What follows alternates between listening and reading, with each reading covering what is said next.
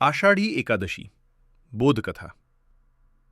एका छोट्या गावात विठ्ठलाचा मोठा भक्त हरिभाऊ राहत होता. तो गरीब होता, पण मनाने खूप श्रीमंत होता. दरवर्षी आषाढी एकादशीला तो उपवास करून विठ्ठलाचे नामस्मरण करत असे. एकदा गावात दुष्काळ पडला. लोक देवाला दोष देऊ लागले, पण हरिभाऊने मात्र तक्रार केली नाही. तो रोज देवाचे नाव घेत गरजू लोकांना शक्य तेवढी मदत करत राहिला. आषाढी एकादशीच्या दिवशी त्याच्याकडे फक्त एकच भाकरी होती. तीही त्याने एका भुकेल्या साधूला दिली. त्या रात्री स्वप्नात विठ्ठल त्याला दर्शन देऊन म्हणाले, "तू उपवास फक्त अन्नाचा नाही, तर अहंकाराचाही केलास.